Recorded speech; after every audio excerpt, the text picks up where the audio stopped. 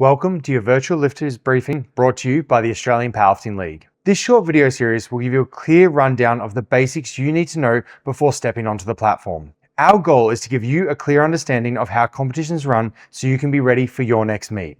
As a lifter, it is your responsibility to know the rules, whilst it's the referee's responsibility to enforce those rules. After watching this video series, we strongly recommend you go back and read the APL rulebook.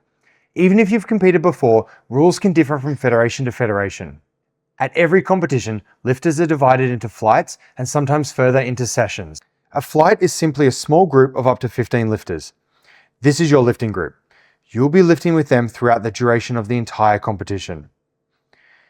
If there are more than 45 lifters, the competition may be split further into sessions, with each session containing 2 to 3 flights. Each session must finish in full before the next one begins. Flight A will be the first group of lifters to hit the platform. For example, if the competition starts at 8 a.m. and you're in Flight A, you need to be warmed up and ready to hit the platform at 8 a.m. If you're in Flight B, you'll normally be warming up whilst Flight A is competing. And the same for Flight C. Knowing the lifting order of your flight is critical. The lifting order is determined by the attempts of the lifters from lightest to heaviest. You need to pay attention to the screen because this lifting order can change between attempts. After each attempt, you have 1 minute to submit your next attempt to the scoring table.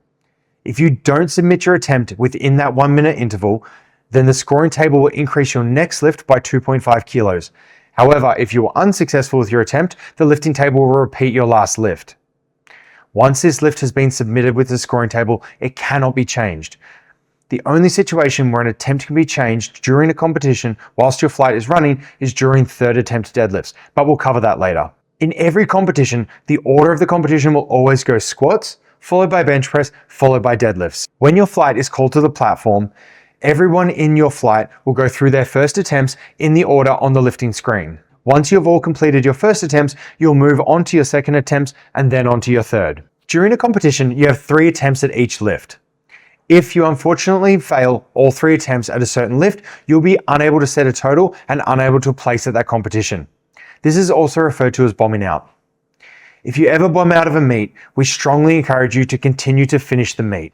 However, if you do bomb out and unable to set a total, you'll be ineligible to use this competition to qualify for future events such as national championships. Once every lifter has finished all 3 attempts of that flight, it will move on to the next flight.